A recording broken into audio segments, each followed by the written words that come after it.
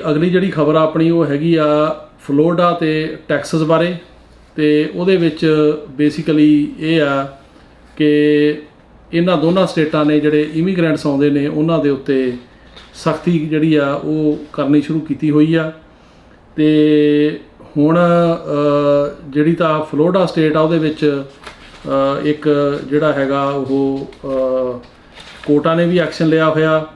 तो जी supreme court आ उत्थों की फ्लोरिडा की वो परमिट करती है prosecutors to investigate parents guardians और family members as well as organisations who are involved in smuggling trafficking unaccompanied children और अनडाकूमेंट इमीग्रेंट्स टू फ्लोरिडा। ਜਿਹੜੇ फ्लोरिडा ਦੇ ਵਿੱਚ अनडाकूमेंटेड ਬੰਦੇ ਆਉਂਦੇ ਆ ਜਾਂ ਬੱਚੇ ਆਉਂਦੇ ਛੋਟੇ ਉਹਨਾਂ ਦੇ ਖਿਲਾਫ ਜਿਹੜੀ ਉੱਥੋਂ ਦੀ ਸੁਪਰੀਮ ਕੋਰਟ ਆ ਉਹਨੇ ਕਿਹਾ ਵੀ ਇਨਵੈਸਟੀਗੇਟ ਕਰੋ ਉਹਨਾਂ ਦੇ ਪੇਰੈਂਟਸ ਨੂੰ ਗਾਰਡੀਅਨਸ ਨੂੰ ਸਾਰਿਆਂ ਨੂੰ। ਤੇ ਇਹ ਜਿਹੜਾ ਹੈਗਾ ਆਰਡਰ कोर्ट का ये बड़ा वाइड है। तो ये जी क्रिमिनल प्रोसीक्यूशन भी की जा सकती है उन्होंने स्टेटों के खास करके जोड़े बंदे उतों इलीगल बॉर्डर क्रॉस करके आते हैं जोड़े फ्लोरिडा के जाएंगे, क्योंकि आम तौर पर जी इमीग्रेशन की वायलेशन है अमरीका के कोई क्रिमिनल इन्वेस्टिगेशन नहीं हैगी। लेकिन फ्लोरिडा की जी सुप्रीम कोर्ट ने कहा भी वो तुसी हुण करो। टैक्सस जोड़ा आ उन्हें जुलाई 7 नूं जिहड़े उहदे गवर्नर ने एबट उन्होंने एक एग्जैक्टिव ऑर्डर इशू किया। He issued an executive order instructing Texas national guard troops and state troopers to take migrants into custody and send them back to ports of entry on suspicion of violating federal law. Texas के governor ने एक order जारी किया भी जोड़े भी इत्थे migrants या इलीगल एंट्रेंट जोड़े आउंदे आ वो फड़े जाते हैं, इन्हों दोबारा पोर्ट ऑफ एंट्री से जोड़ा छड्डिया स्टेट के विच उन्होंने इत्थे रहन की जां घुम्मण फिरन की जां जाण की इहदे विचों इजाजत नहीं होएगी। तो ये जिहड़ा मतलब ऑर्डर आ ये जी फैडरल गौरमेंट दी डायरैक्शनस ने कि जोड़े बंदे आउंदे आ उन्होंने रिलीज़ कर देंगे ने वो डायरैक्टली अगेंस्ट आ, क्योंकि ये ऑर्डर जोड़ा वो पुलिस नूं ते जी उत्थों के जोड़े नैशनल गार्ड नूं उन्होंने ये कहता भी जोड़ा बंदा भी अनडाकूमेंटेड लभ गया उन्होंने वो फड़ सकते आ, फड़ के उन्होंने वापस जोड़ा बॉर्डर के उत्ते पोर्ट ऑफ एंट्री से जिथों एंटर किया उत्थे छड्ड सकते आ। तो ये दो जड़ियाँ स्टेटां दे जोड़े ये मतलब काफ़ी ज़्यादा सख्ती की हुई आ। तो जी फैडरल गौरमेंट आ उहदा रुख कुछ होर आ, ये दो स्टेटां दा रुख कुछ होर आ। हुण टाइम दसेगा कि इहदी जिहड़ी इंप्लीमेंटेशन हैगी आ वो किस तरह हुंदी है। जिहड़ी अपनी तीजी खबर है जी वो हैगी आ कि जिहड़ा US हाउस आ हाउस ऑफ रैप्रजेंटेटिव उन्हें एक बिल पास किया रो वर्सिस वेड जिहड़ा कि सुप्रीम कोर्ट ने ओवरटर्न करता। जो बारे मैं दस्सिया जी तुहानूं लास्ट वीडियो दे विच भी एक बड़ा फार रीचिंग केस सी, तो उन्होंने ओवरटर्न करता सी वो केस। तो उहदे अगेंस्ट उन्होंने हुण हाउस ने एक बिल जिहड़े ने वो पास कीते ने। बिल का नाम हैगा जी वुमेनस हैल्थ प्रोटैक्शन एक्ट ऑफ 2022।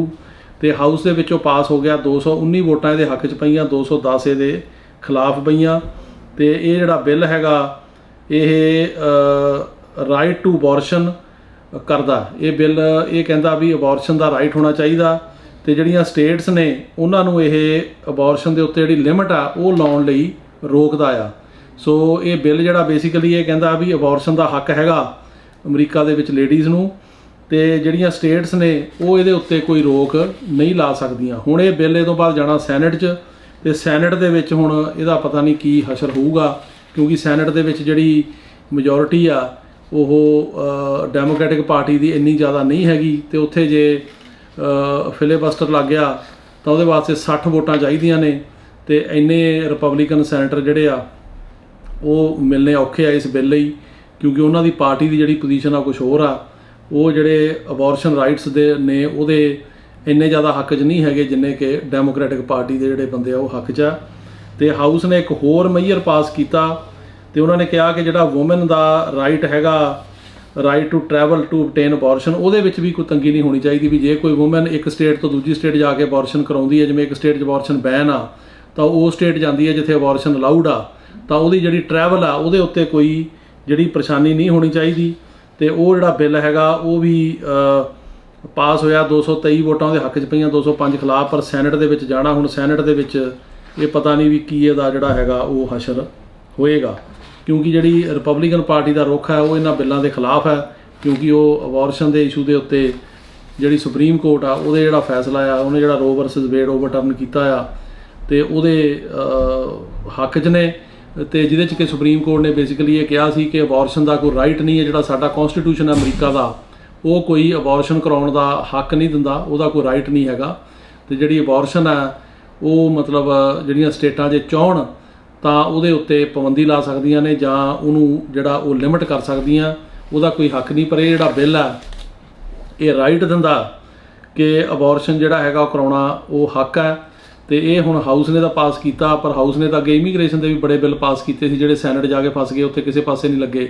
ਹੁਣ ਸੈਨੇਟ ਦੇ ਵਿੱਚ ਇਹਦਾ ਕੀ ਹੋਏਗਾ ਇਹ ਅਜੇ ਆਪਾਂ ਕੁਝ ਨਹੀਂ ਕਹਿ ਸਕਦੇ। ਅਗਲਾ ਜਿਹੜਾ ਪੁਆਇੰਟ ਹੈ ਜੀ ਉਹ ਇਹ ਹੈਗਾ ਕਿ ਸਰਕਾਰ ਨੇ ਬਾਈਡਨ ਐਡਮਿਨਿਸਟ੍ਰੇਸ਼ਨ ਨੇ ਸੁਪਰੀਮ ਕੋਰਟ ਨੂੰ ਕਿਹਾ ਕਿ ਜਿਹੜਾ ਇੱਕ ਡਿਸਟ੍ਰਿਕਟ ਜੱਜ ਨੇ ਉਹਨਾਂ ਦਾ ਜਿਹੜਾ ਡਿਪੋਰਟੇਸ਼ਨ ਦਾ ਆਰਡਰ ਸਟੇ ਕੀਤਾ ਸੀ, ਜਿਹੜਾ ਉਹਨਾਂ ਨੇ ਇੱਕ ਪਾਲਿਸੀ ਬਣਾਈ ਸੀ ਵੀ ਕਿਹਨੂੰ ਡਿਪੋਰਟ ਕਰਨਾ ਕਿਹਨੂੰ ਨਹੀਂ ਕਰਨਾ, ਉਹ ਪਾਲਿਸੀ ਨੂੰ ਸਟੇ ਕਰਤਾ ਸੀ ਵੀ ਉਹ ਸਟੇ ਜਿਹੜੀ ਆ ਉਹ ਲਿਫਟ ਕੀਤੀ ਜਾਵੇ ਤੇ ਸਰਕਾਰ ਦੇ ਹੱਕ 'ਚ ਫੈਸਲਾ ਕੀਤਾ ਜਾਵੇ। So the Biden administration has asked the supreme court on Friday to stay a court order blocking the Department of Homeland Security from implementing immigration enforcement priorities, potentially setting up Justice Ketanji Brown Jackson's first vote after joining the court. So ਜਿਹੜੇ justice ਨਵੇਂ supreme court ਦੇ appoint ਹੋਏ ਸੀਗੇ ਕੇਟਨਜੀ brown Jackson, ਉਹਨਾਂ ਨੇ ਹੁਣ ਆਪਣੀ ਜਿਹੜੀ ਆਫਿਸ ਹੈਗਾ ਉਹ ਸੰਭਾਲ ਲਿਆ ਤੇ ਸਵਾਰਨ ਇਨ ਹੋ ਗਏ ਨੇ। ਉਹਨਾਂ ਨੇ ਹੁਣ ਪਹਿਲਾ ਇਸ ਕੇਸ ਦੇ ਵਿੱਚ ਉਹ ਆਪਣੀ ਜਿਹੜੀ ਹੈਗੀ ਸੁਣਨਗੇ ਤੇ ਵੋਟ ਪਾਉਣਗੇ। ਤੇ ਜਿਹੜੀ ਸਰਕਾਰ ਹੈਗੀ ਆ ਉਹ ਇਹ ਕਹਿ ਰਹੀ ਆ ਕਿ ਜਿਹੜਾ ਫੈਡਰਲ ਜੱਜ ਸੀ ਟੈਕਸਸ ਦਾ, ਜਿਹਨੇ ਕਿ ਪਿਛਲੇ ਮਹੀਨੇ ਬਲੌਕ ਕੀਤਾ ਸੀ ਇਹ ਆਰਡਰ ਗਵਰਨਮੈਂਟ ਦਾ, ਜਿਹਦੇ ਵਿੱਚ ਕਿ ਉਹ ਕਹਿੰਦੇ ਸੀ ਵੀ ਸਿਰਫ ਉਹਨਾਂ ਬੰਦਿਆਂ ਨੂੰ ਡਿਪੋਰਟ ਕਰਨਾ ਜਿਹੜੇ ਕਿ ਅਮਰੀਕਾ ਦੇ ਨੈਸ਼ਨਲ ਥ੍ਰੈਟ ਨੇ ਜਾਂ ਜਿਨ੍ਹਾਂ ਦੇ ਖਿਲਾਫ ਕੋਈ ਸੰਗੀਨ ਕ੍ਰਿਮੀਨਲ ਕੇਸ ਨੇ ਜਾਂ ਜਿਹੜੇ 2020 ਨਵੰਬਰ ਤੋਂ ਬਾਅਦ ਆਏ ਆ ਉਹਨਾਂ ਨੂੰ ਡਿਪੋਰਟ ਕਰਨਾ, ਇਸ ਤੋਂ ਪਹਿਲਾਂ ਵਾਲਿਆਂ ਨੂੰ ਨਹੀਂ ਕਰਨਾ ਜਿਹਨੇ ਜੇ ਕੋਈ ਕ੍ਰਾਈਮ ਵਗੈਰਾ ਨਹੀਂ ਕੀਤਾ। ਉਹਨਾਂ ਨੇ ਇਸ ਆਰਡਰ ਨੂੰ ਸਟੇ ਕਰ ਦਿੱਤਾ ਸੀ ਉਸ ਜੱਜ ਨੇ ਤੇ ਕਿਹਾ ਸੀ ਕਿ ਜਿਹੜੀ ਡਿਪੋਰਟੇਸ਼ਨ ਆ ਉਹਦੇ ਵਿੱਚ ਕੋਈ ਕਲਾਸੀਫਿਕੇਸ਼ਨ ਨਹੀਂ ਹੋਣੀ ਚਾਹੀਦੀ, ਜਿਹੜੇ ਬੰਦੇ ਨੇ ਵੀ ਇਮੀਗ੍ਰੇਸ਼ਨ ਲਾ ਦੇ ਮੁਤਾਬਕ ਡਿਪੋਰਟੇਸ਼ਨ ਲੱਗੀ ਆ ਉਹਨੂੰ ਤੁਸੀਂ ਡਿਪੋਰਟ ਕਰੋ, ਇਹਦੇ ਵਿੱਚ ਕੋਈ ਫਰਕ ਨਾ ਕਰੋ ਵੀ ਕਿਹਨੂੰ ਕਰਨਾ ਕਿਹਨੂੰ ਨਹੀਂ ਕਰਨਾ। ਤੇ ਸਰਕਾਰ ਦਾ ਤਰਕ ਇਹ ਆ ਵੀ ਸਾਡੇ ਕੋਲ ਇੰਨੇ ਰਿਸੋਰਸਿਸ ਨਹੀਂ ਹੈਗੇ ਵੀ ਅਸੀਂ ਬਹੁਤ ਜ਼ਿਆਦਾ ਬੰਦਿਆਂ ਨੂੰ ਡਿਪੋਰਟ ਨਹੀਂ ਕਰ ਸਕਦੇ, ਸਿਰਫ ਉਹਨਾਂ ਬੰਦਿਆਂ ਨੂੰ ਹੀ ਕਰ ਸਕਦੇ ਨੇ ਜਿਹੜੇ ਬੰਦੇ ਅਮਰੀਕਾ ਦੀ ਸਿਕਿਉਰਿਟੀ ਨੂੰ ਥ੍ਰੈਟ ਨੇ ਤੇ ਜਾਂ ਜਿਹੜੇ ਬੰਦੇ ਕੋਈ ਸੰਗੀਨ ਜਿਹੜੇ ਕ੍ਰਿਮੀਨਲ ਕੇਸਾਂ 'ਚ ਇਨਵੋਲਵਡ ਨੇ ਤੇ ਜਾਂ ਉਹ ਬੰਦੇ ਜਿਹੜੇ ਕਿ ਹੁਣ ਰੀਸੈਂਟ ਆਏ ਆ। ਤੇ ਇਹ ਜਿਹੜੀ ਉਸ ਤੋਂ ਬਾਅਦ ਜਿਹੜੀ ਸਰਕਾਰ ਸੀ ਇਹਨੇ ਉਸ ਡਿਸਟ੍ਰਿਕਟ ਕੋਰਟ ਦਾ ਆਰਡਰ ਦੀ ਅਪੀਲ ਕੀਤੀ ਅੱਗੇ 5th circuit US court of appeals ਤੇ ਉੱਥੇ ਉਹਨਾਂ ਨੇ ਵੀ ਕੋਈ ਅਜੇ ਰਿਲੀਫ ਨਹੀਂ ਦਿੱਤੀ। ਤਾਂ ਹੁਣ ਇਹਨਾਂ ਨੇ ਸੁਪਰੀਮ ਕੋਰਟ ਦੇ ਵਿੱਚ ਰੁਖ ਕੀਤਾ ਤੇ ਜਿਹੜੀ US ਸੁਪਰੀਮ ਕੋਰਟ ਆ ਉਹਦੇ ਵਿੱਚ ਗਵਰਨਮੈਂਟ ਨੇ ਇਹ ਕਿਹਾ ਕਿ ਜਿਹੜੀ ਉਹਨੇ ਸਟੇ ਲਾਤੀ ਉਸ ਆਰਡਰ ਤੇ ਉਹਨੂੰ ਲਿਫਟ ਕਰੋ ਤਾਂ ਕਿ ਸਾਨੂੰ ਇਖਤਿਆਰ ਹੋਣਾ ਚਾਹੀਦਾ ਵੀ ਅਸੀਂ ਕਿਹਨੂੰ ਰਿਪੋਰਟ ਕਰੀਏ ਕਿਹਨੂੰ ਨਾ ਕਰੀਏ।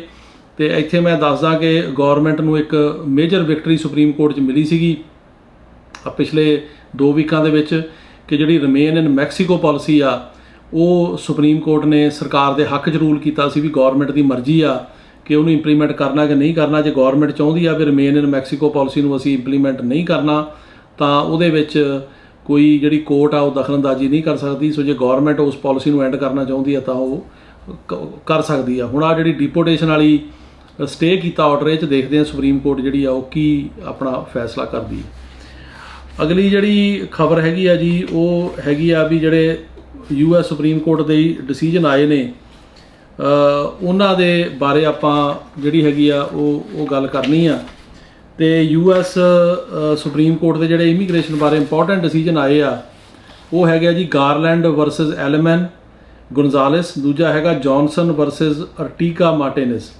ਇਹਨਾਂ ਕੇਸਾਂ ਦੇ ਵਿੱਚ ਸੁਪਰੀਮ ਕੋਰਟ ਨੇ ਇਮੀਗ੍ਰੇਸ਼ਨ ਜਿਹੜੇ ਇਸ਼ੂਜ਼ ਨੇ ਉਹ ਡੀਲ ਕੀਤੇ ਆ ਤੇ the court decided in both the cases to overturn lower court rulings that required bond hearings if a person in removal proceeding had been detained for longer than 6 months. Court found that immigration statute did not require these bond hearings. ਇਹਨਾਂ ਦੋਨਾਂ ਕੇਸਾਂ ਦੇ ਵਿੱਚ US supreme court ਨੇ ਕਿਹਾ ਕਿ ਜੇ ਕੋਈ ਬੰਦਾ ਡਿਟੇਨਡ ਆ ਫੜਿਆ ਹੋਇਆ ਇਮੀਗ੍ਰੇਸ਼ਨ ਵਾਇਲੇਸ਼ਨ ਦੇ ਅੰਡਰ ਤੇ ਉਹਨੂੰ ਬੌਂਡ ਤੇ ਨਹੀਂ ਛੱਡਿਆ ਜਾ ਰਿਹਾ ਤੇ ਉਹਦਾ ਕੋਈ ਹੱਕ ਨਹੀਂ ਹੈਗਾ ਬੌਂਡ ਤੇ ਬਾਹਰ ਆਉਣ ਦਾ। ਇਹ ਸਰਕਾਰ ਦੀ ਜਾਂ ਜੱਜ ਦੀ ਮਰਜ਼ੀ ਆ ਬੌਂਡ ਕਰੇ ਜਾਂ ਨਾ ਕਰੇ। ਜੇ ਉਹਨੂੰ ਗਵਰਨਮੈਂਟ ਬੌਂਡ ਨਹੀਂ ਕਰਦੀ ਜਿਵੇਂ ਆਈਸ ਬੌਂਡ ਨਹੀਂ ਕਰਦੀ ਜਾਂ ਜਿਹੜਾ ਇਮੀਗ੍ਰੇਸ਼ਨ ਜੱਜ ਆ ਉਹਦੇ ਕੋਲ ਬੌਂਡ ਦੀ ਹੀਅਰਿੰਗ ਹੋਈ ਤਾਂ ਉਹਨੇ ਨਾ ਕਰਤੀ, ਉਹ ਬੌਂਡ ਨਹੀਂ ਕਰ ਰਿਹਾ, ਤਾਂ ਕੋਈ ਉਹਦਾ ਹੱਕ ਨਹੀਂ ਹੈ ਕਿ ਇੰਨੀ ਦੇਰ ਉਹ ਰਹਿ ਗਿਆ ਤਾਂ ਬੌਂਡ ਹੋ ਜਾਵੇ। ਕਿ ਇਮੀਗ੍ਰੇਸ਼ਨ ਦੇ ਕੇਸਾਂ ਦੇ ਵਿੱਚ ਬੌਂਡ ਹੋਣ ਵਾਸਤੇ ਕੋਈ ਟਾਈਮ ਲਿਮਿਟ ਨਹੀਂ ਹੈ। ਜਿਵੇਂ ਅੱਗੇ ਹੁੰਦਾ ਸੀ ਕਿ 6 ਮਹੀਨੇ ਤੋਂ ਵੱਧ ਬੰਦਾ ਰਹਿ ਗਿਆ ਤਾਂ ਉਹਦਾ ਹੱਕ ਬਣ ਜਾਂਦਾ ਸੀ ਬੌਂਡ ਦਾ। ਉਹ ਸੁਪਰੀਮ ਕੋਰਟ ਨੇ ਕਿਹਾ ਕੋਈ ਇਹੋ ਜਿਹਾ ਰਾਈਟ ਕਾਨੂੰਨ ਦੇ ਵਿੱਚ ਨਹੀਂ ਆ। ਸੋ ਇਸ ਕਰਕੇ ਇਹਨਾਂ ਕੇਸਾਂ ਦੇ ਵਿੱਚ ਵੀ ਸੁਪਰੀਮ ਕੋਰਟ ਨੇ ਇਹੀ ਕਿਹਾ ਕਿ ਕੋਈ ਉਹ ਬੰਦੇ ਦਾ ਰਾਈਟ ਨਹੀਂ ਹੈ ਜੇ ਉਹਨੂੰ ਜੇਲ੍ਹ ਦੇ ਵਿੱਚ 6 ਮਹੀਨੇ ਤੋਂ ਵੱਧ ਟਾਈਮ ਹੋ ਗਿਆ, ਸਾਲ ਹੋ ਗਿਆ, 8 ਮਹੀਨੇ ਹੋ ਗਏ, ਕਿ ਉਹ ਬਾਹਰ ਆ ਸਕੇ। ਤੇ ਇਸ ਕਰਕੇ ਇਹਦੇ ਵਿੱਚ ਸੁਪਰੀਮ ਕੋਰਟ ਨੇ ਬੜਾ ਕਲੀਅਰ ਕਿਹਾ ਕਿ ਅਸੀਂ ਇਹਦੇ 'ਚ ਇੰਟਰਫੀਅਰ ਨਹੀਂ ਕਰ ਸਕਦੇ। ਤੀਸਰਾ ਜਿਹੜਾ ਇੰਪੋਰਟੈਂਟ ਕੇਸ ਹੈ, ਇਹਦੇ ਬਾਰੇ ਮੈਂ ਪਹਿਲਾਂ ਵੀ ਗੱਲ ਕੀਤੀ ਸੀ, ਹੈਗਾ ਪਟੇਲ ਵਰਸਸ ਗਾਰਲੈਂਡ। ਇਸ ਕੇਸ ਦੇ ਵਿੱਚ ਵੀ ਸੁਪਰੀਮ ਕੋਰਟ ਨੇ ਕਿਹਾ ਸੀ ਕਿ ਜੇ ਕਿਸੇ ਬੰਦੇ ਨੇ ਆਪਣੇ ਡਰਾਈਵਰ ਲਾਇਸੈਂਸ ਐਪਲੀਕੇਸ਼ਨ ਦੇ ਉੱਤੇ ਜਿਹੜਾ ਆਪਣੇ ਆਪ ਨੂੰ ਸਿਟੀਜ਼ਨ ਕਹਿਤਾ, ਜਦੋਂ ਸਿਟੀਜ਼ਨ ਨਹੀਂ ਸੀ, ਤੇ ਉੱਤੇ ਉਹਨੇ ਗਲਤ ਲਿਖਿਆ, ਝੂਠ ਬੋਲਿਆ, ਤੇ ਉਸ ਤੋਂ ਬਾਅਦ ਉਹ ਗੱਲ ਪਤਾ ਲੱਗ ਗਈ ਤੇ ਉਹਦਾ ਐਡਜਸਟਮੈਂਟ ਆਫ ਸਟੇਟਸ ਇਸ ਗਰਾਊਂਡ ਤੇ ਡਿਨਾਈ ਹੋ ਗਿਆ ਵੀ ਇਹਨੇ ਸੱਚ ਨਹੀਂ ਬੋਲਿਆ ਆਪਣੀ ਕਿਸੇ ਐਪਲੀਕੇਸ਼ਨ ਤੇ ਸੁਪਰੀਮ ਕੋਰਟ ਨੇ ਕਿਹਾ ਸੀ ਕਿ ਸਾਡੇ ਕੋਲ ਇਸ ਕੇਸ ਨੂੰ ਫੈਸਲਾ ਕਰਨ ਦਾ ਜਾਂ ਸੁਣਨ ਦਾ ਅਖਤਿਆਰ ਨਹੀਂ ਹੈ, ਕਿਉਂਕਿ ਸਟੈਚੂ ਜਿਹੜਾ ਉਹ ਫੈਡਰਲ ਕੋਰਟਾਂ ਨੂੰ ਅਖਤਿਆਰ ਨਹੀਂ ਦਿੰਦਾ। ਇਹ ਜਿਹੜਾ ਘੇਰਾ ਹੈਗਾ ਇਹ USCIS ਦਾ ਤੇ ਇਮੀਗ੍ਰੇਸ਼ਨ ਜੱਜ ਦਾ। ਜੇ ਉਹਨੂੰ ਇਮੀਗ੍ਰੇਸ਼ਨ ਜੱਜ ਤੱਕ ਰਿਲੀਫ ਨਹੀਂ ਮਿਲਦੀ ਤਾਂ ਅਪੀਲਾਂ ਦੇ ਵਿੱਚ ਜਿਹੜੀਆਂ ਕੋਰਟਾਂ ਨੇ ਉਹਨਾਂ ਨੂੰ ਐਡਜਸਟਮੈਂਟ ਆਫ ਸਟੇਟਸ ਦੇ ਕੇਸ ਸੁਣਨ ਦਾ ਕੋਈ ਰਾਈਟ ਜਿਹੜਾ ਹੈਗਾ ਉਹ ਨਹੀਂ ਆ। ਪਰ ਜਿਹੜਾ ਇੱਕ ਫੈਸਲਾ ਜਿਹਦੇ ਬਾਰੇ ਮੈਂ ਦੱਸ ਕੇ ਹਟਿਆ ਸੁਪਰੀਮ ਕੋਰਟ ਨੇ ਹੱਕ 'ਚ ਕੀਤਾ ਗੌਰਮੈਂਟ ਦੇ, ਉਹ ਸੀਗਾ ending remain in Mexico programme.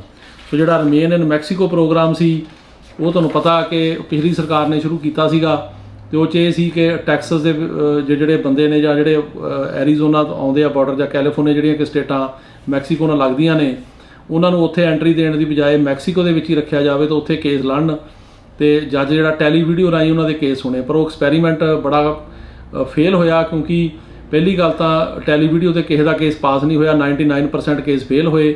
ਦੂਜਾ ਇਹ ਵੀ ਖਬਰਾਂ ਆਈਆਂ ਵੀ ਮੈਕਸੀਕੋ ਦੇ ਵਿੱਚ ਕਾਫੀ ਲੋਕਾਂ ਨੂੰ ਅਬਿਊਜ਼ ਕੀਤਾ ਗਿਆ, ਉਹਨਾਂ ਨੂੰ ਉੱਥੇ ਤੰਗ ਪਰੇਸ਼ਾਨ ਕੀਤਾ ਗਿਆ, ਕੁੱਟਿਆ ਮਾਰਿਆ ਗਿਆ, ਹੋਰ ਵੀ ਬੜੇ ਹਿਊਮਨ ਰਾਈਟ ਦੇ ਅਬਿਊਜ਼ਸ ਹੋਏ ਤੇ ਉੱਥੋਂ ਡਿਪੋਰਟ ਕੀਤਾ ਗਿਆ। ਸੋ ਇਹ ਕੇਸ ਦਾ ਨਾਂ ਹੈਗਾ ਬਾਈਡਨ ਵਰਸਸ ਟੈਕਸਸ, ਤੇ ਇਹਦੇ ਵਿੱਚ supreme court gave a decisive win to Biden administration, rejecting arguments that Biden administration could not end the migrant protection protocols. Court ruled that immigration law does not require Biden administration to send people to Mexico to wait for their asylum hearings in United States. ਤੇ ਉਹਨਾਂ ਨੇ ਕਿਹਾ ਵੀ ਕੋਈ ਲਾ ਦੇ ਵਿੱਚ ਇਹ ਗੱਲ ਨਹੀਂ ਲਿਖੀ ਕਿਸੇ ਕਾਨੂੰਨ ਦੇ ਵਿੱਚ ਕਿ ਬੰਦਿਆਂ ਨੂੰ ਮੈਕਸੀਕੋ ਭੇਜੋ ਤੇ ਉੱਥੇ ਆਪਣੇ ਕੇਸ ਲੜਨ।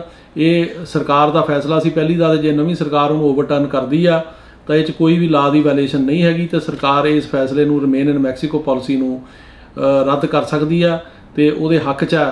ਤੇ ਜਿਹੜੀ ਸਰਕਾਰ ਹੈ ਉਹ ਇਹ ਜਿਹੜਾ ਕੇਸ ਆ ਉਹਦੇ ਹੱਕ 'ਚ ਹੋਇਆ, ਤੇ ਉਹਨਾਂ ਨੇ ਇਹ ਕਿਹਾ ਕਿ ਸਰਕਾਰ ਕੋਲ ਪੂਰਾ ਅਖਤਿਆਰ ਹੈ, ਪੂਰੀ ਅਥਾਰਟੀ ਆ ਕਿ ਜੇ ਉਹ ਇਹ ਪਾਲਿਸੀ ਨੂੰ ਰੱਦ ਕਰੇ, ਕਿਉਂਕਿ ਕਾਨੂੰਨ ਦੇ ਵਿੱਚ ਕਿਤੇ ਨਹੀਂ ਲਿਖਿਆ ਕਿ ਬੰਦਿਆਂ ਨੂੰ ਮੈਕਸੀਕੋ ਭੇਜੋ ਆਪਣੇ ਕੇਸ ਲੜਨ ਵਾਸਤੇ। ਸੋ ਇੱਕ ਮੇਜਰ ਵਿਨ ਜਿਹੜੀ ਕਿ ਰਿਮੇਨ ਇਨ ਮੈਕਸੀਕੋ ਪਾਲਿਸੀ ਦੇ ਖਿਲਾਫ ਇਹ ਜਿਹੜੀ ਹੋਈ। ਅਗਲਾ ਕੇਸ ਜਿਹੜਾ ਇੰਪੋਰਟੈਂਟ ਆ ਇਮੀਗ੍ਰੇਸ਼ਨ ਬਾਰੇ ਉਹ ਹੈਗਾ ਐਗਬਰਟ ਵਰਸਸ ਬੋਲੇ।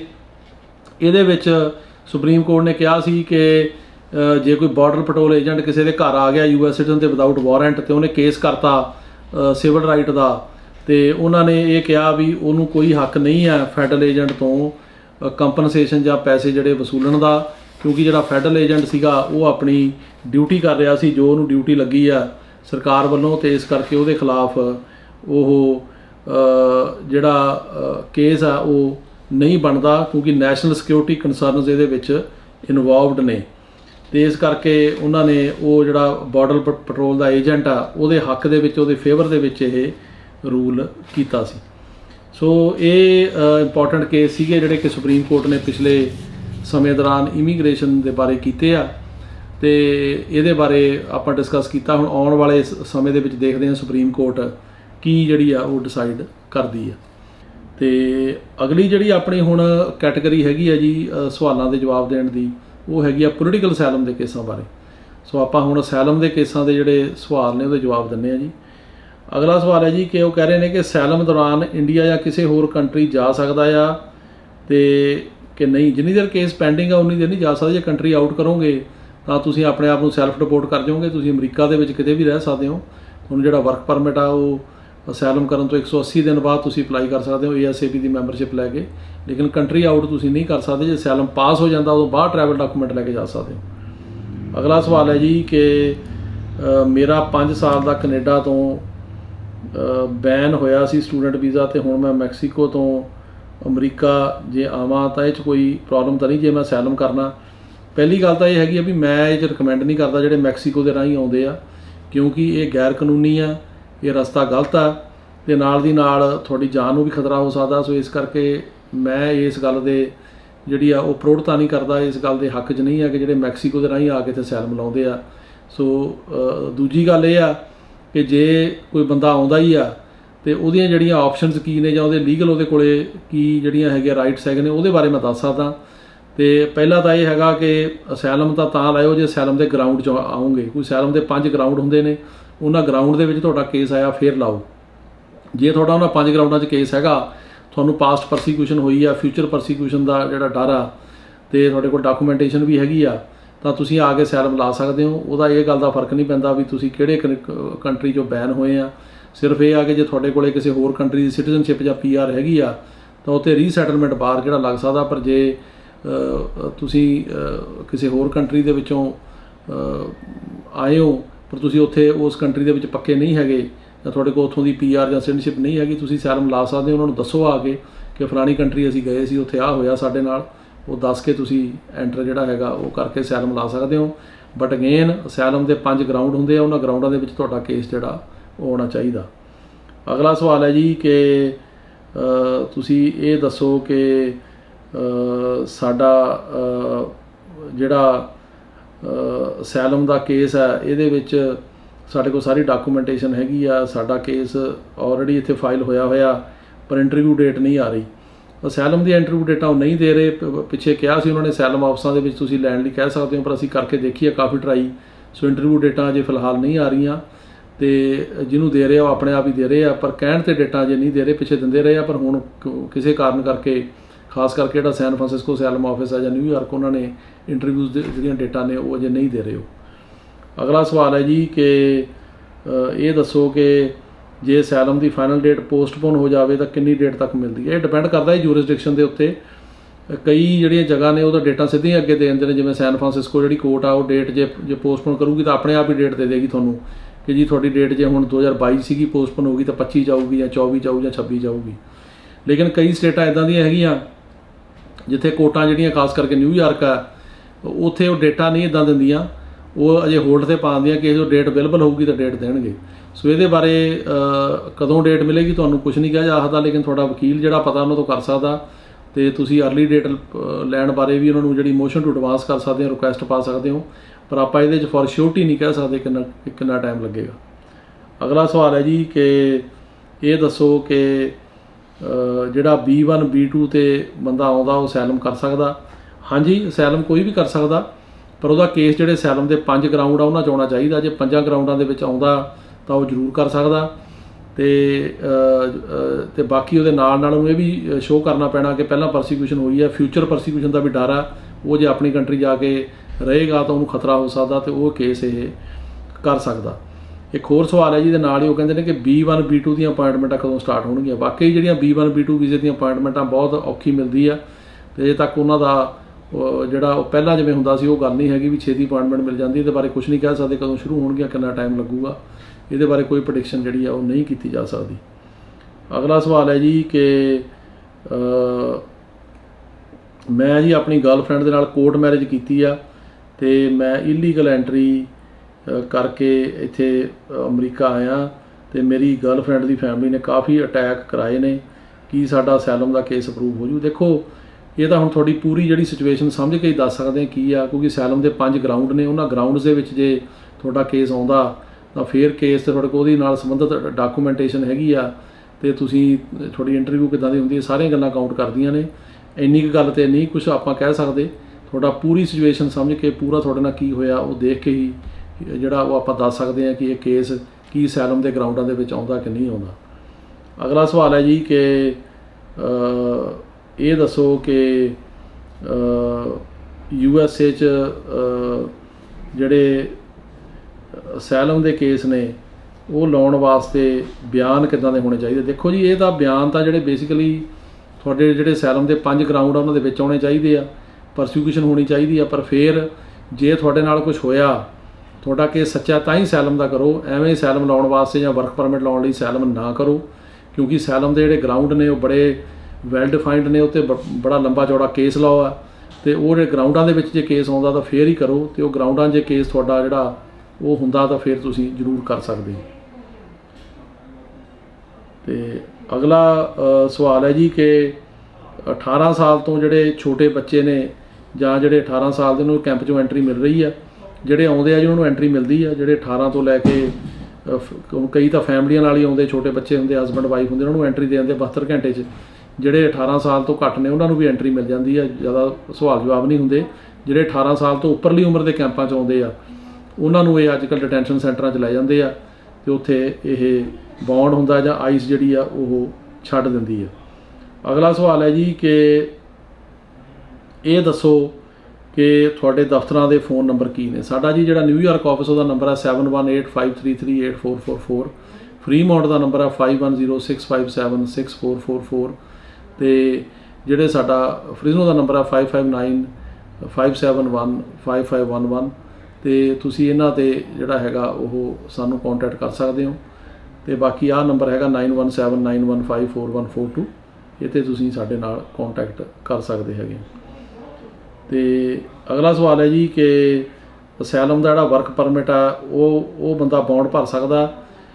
ਬੌਂਡ ਜਿਹੜਾ ਹੈਗਾ ਉਹ ਭਰਨ ਵਾਸਤੇ ਤਾਂ ਬੰਦੇ ਦੀ ਆਈਡੀ ਚਾਹੀਦੀ ਆ। ਜ਼ਿਆਦਾ ਅਸੀਂ ਇਹੀ ਰਿਕਮੈਂਡ ਕਰਦੇ ਹਾਂ ਵੀ ਗ੍ਰੀਨ ਕਾਰਡ ਹੋਲਡਰ ਹੋਵੇ ਜਾਂ ਸਿਟੀਜ਼ਨ ਹੋਵੇ। ਪਰ ਜੇ ਗਰੰਟੀ ਦੇਣੀ ਆ ਕਿਸੇ ਦੀ, ਉਹਦੇ ਵਾਸਤੇ ਤੁਹਾਨੂੰ ਜਿਹੜੀ ਹੈਗੀ ਆ ਸਿਟੀਜ਼ਨਸ਼ਿਪ ਜਿਹੜੀ ਆ ਉਹ ਗਰੰਟੀ ਲਈ ਜਾਂ ਗ੍ਰੀਨ ਕਾਰਡ ਹੋਣਾ ਜ਼ਰੂਰੀ ਆ। ਅਤੇ ਬੌਂਡ ਵਾਸਤੇ ਤਾਂ ਆਮ ਤੌਰ 'ਤੇ ਜੇ ਤੁਹਾਡੇ ਕੋਲ ਆਈਡੀ ਹੈਗੀ ਆ, ਤੁਹਾਡੇ ਕੋਲ ਸਟੇਟਸ ਹੈਗਾ ਲੀਗਲ, ਉਹ ਤੁਸੀਂ ਜਾ ਕੇ ਭਰ ਸਕਦੇ ਹੋ। ਪਰ ਅਸੀਂ ਰਿਕਮੈਂਡ ਕਰਦੇ ਹਾਂ ਵੀ ਬੌਂਡ ਭਰਨ ਵਾਸਤੇ ਵੀ ਗ੍ਰੀਨ ਕਾਰਡ ਹੋਲਡਰ ਜਾਂ ਸਿਟੀਜ਼ਨ ਹੋਵੇ, ਉਹ ਜ਼ਿਆਦਾ ਬੈਟਰ ਹੈ। ਅਗਲਾ ਸਵਾਲ ਹੈ ਜੀ ਕਿ ਸਾਡਾ ਅਸਾਈਲਮ ਦਾ ਕੇਸ ਲੱਗਿਆ ਹੋਇਆ, ਫਿੰਗਰਪ੍ਰਿੰਟ ਹੋ ਗਏ, ਇੰਟਰਵਿਊ ਅਜੇ ਤੱਕ ਨਹੀਂ ਆਈ, ਕਦੋਂ ਆਏਗੀ? ਇਹਦੇ ਬਾਰੇ ਕੁਝ ਨਹੀਂ ਕਹਿ ਸਕਦੇ ਜੀ। ਇਹਨਾਂ ਨੇ ਕਿਹਾ ਸੀ ਇੰਟਰਵਿਊ ਦੇਵਾਂਗੇ, ਪਰ ਅਜੇ ਤੱਕ ਕੋਈ ਇੰਟਰਵਿਊ ਦੀ ਡੇਟਾ ਜਿਹੜੀ ਆ ਉਹ ਗੌਰਮੈਂਟ ਨਹੀਂ ਦੇ ਰਹੀ, ਸੋ ਤੁਹਾਨੂੰ ਵੇਟ ਹੀ ਕਰਨੀ ਪੈਣੀ ਆ। ਇਹਦੇ ਬਾਰੇ ਆਪਾਂ ਕੁਝ ਨਹੀਂ ਕਹਿ ਸਕਦੇ ਕਿ ਇੰਟਰਵਿਊ ਦਾ ਕੀ ਬਣੇਗਾ। ਅਗਲਾ ਸਵਾਲ ਹੈ ਜੀ ਕਿ ਮੈਂ 2019 'ਚ ਇੱਥੋਂ ਡਿਪੋਰਟ ਹੋਇਆ ਸੀ, ਜਾਰਜੀਆ ਤੋਂ, ਅਸਾਈਲਮ ਦਾ ਕੇਸ ਲਾਇਆ ਸੀ, ਦੁਬਾਰਾ ਆ ਸਕਦਾ? ਦੁਬਾਰਾ ਤੁਸੀਂ ਜੇ ਆਓਗੇ ਤੁਹਾਡੇ 'ਤੇ ਉਹੀ ਜਿਹੜਾ ਪੁਰਾਣਾ ਆਰਡਰ ਹੈ ਡਿਪੋਰਟੇਸ਼ਨ ਦਾ, ਉਹ ਸਰਕਾਰ ਰੀਇਨਸਟੇਟ ਕਰ ਸਕਦੀ ਆ, ਕਿਉਂਕਿ ਜਿਹੜੀ ਡਿਪੋਰਟੇਸ਼ਨ ਲੱਗਦੀ ਆ ਉਹ ਸਰਟਨ ਟਾਈਮ ਲਈ ਲੱਗਦੀ ਆ, 5 ਸਾਲ ਲਈ, 10 ਸਾਲ ਦੀ। ਅਤੇ ਜੇ ਉਹ ਟਾਈਮ ਦੇ ਵਿੱਚ ਤੁਸੀਂ ਮੁੜਿਆ ਹੋ ਤਾਂ ਉਹਦਾ ਜਿਹੜਾ ਪੀਰੀਅਡ ਹੈਗਾ ਉਹਦੇ ਵਿੱਚ ਜਿਹੜਾ ਹੈਗਾ ਉਹ ਗਿਣਿਆ ਜਾ ਸਕਦਾ। ਸੋ ਇਸ ਕਰਕੇ ਆਉਣ ਦਾ ਕੋਈ ਖਾਸ ਜਿਹੜਾ ਹੈਗਾ ਉਹ ਲਾਭ ਤੁਹਾਨੂੰ ਨਹੀਂ ਹੋਏਗਾ। ਇਹ ਸੀ ਜੀ ਤੁਹਾਡੇ ਸਵਾਲਾਂ ਦੇ ਜਵਾਬ, ਅਤੇ ਮੈਨੂੰ ਆਸ ਹੈ ਕਿ ਤੁਹਾਨੂੰ ਸਾਡਾ ਪ੍ਰੋਗਰਾਮ ਬਹੁਤ ਪਸੰਦ ਆਇਆ ਹੋਵੇਗਾ। ਇਸੇ ਤਰ੍ਹਾਂ ਹੀ ਮਿਲਾਂਗੇ ਅਗਲੇ ਹਫ਼ਤੇ। ਸਤਿ ਸ਼੍ਰੀ ਅਕਾਲ ਜੀ।